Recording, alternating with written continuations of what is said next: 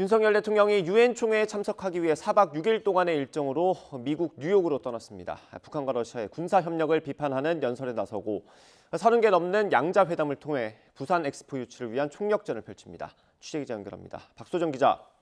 네, 용산 대통령실입니다. 네, 이번 일정은 유엔 총회 참석만을 위한 거라고요?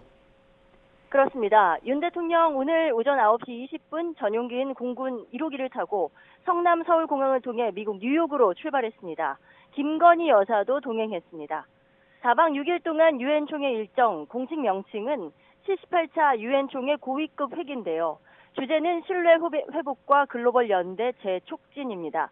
윤 대통령의 가장 눈에 띄는 일정은 현지 20일 오후, 우리 시각으로는 21일 새벽에 있는 유엔 총회 기조연설입니다.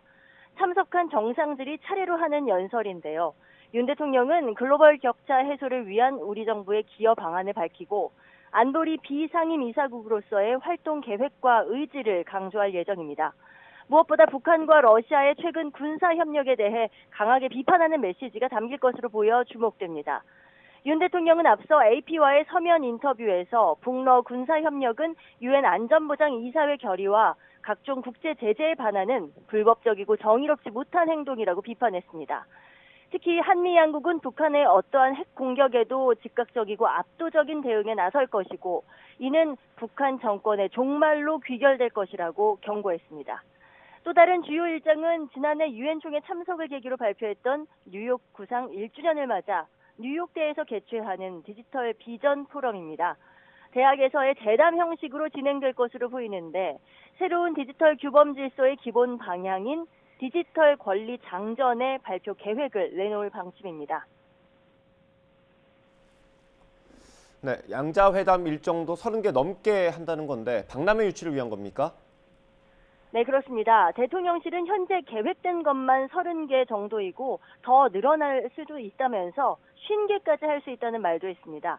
그렇게 되면 2주 전에 했던 G20 정상회의, 아세안 정상회의 때 했던 회담들과 합치면 최대 70개까지 소화할 수 있는 건데요.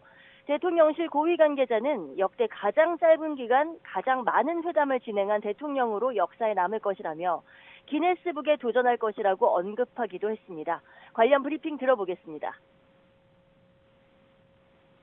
다수의 국가와 회담 일정을 조율하고 있어서 앞으로 훨씬 더 늘어날 예정입니다. 이는 과거 해외 순방 시 역대 어느 대통령도 시도해보지 않은 총력 외교라고 할 수 있겠습니다. 이번에 북마케도니아, 산마리노 같은 우리나라와 수교 이후에 한 번도 회담을 하지 않았던 나라와 회담하는 것도 10군데가 넘는 것으로 전해졌습니다. 이렇게 많은 나라와 만나는 이유, 바로 2030 세계박람회 유치를 위한 겁니다. 2030 엑스포 개최 도시가 결정되는 것이 오는 11월이니까 이제 2달가량 남았는데요. 그야말로 4박 6일 총력전을 펼치고 돌아오는 건데 어떤 결과를 낳을지 관심이 쏠립니다. 지금까지 용산 대통령실에서 YTN 박소정입니다.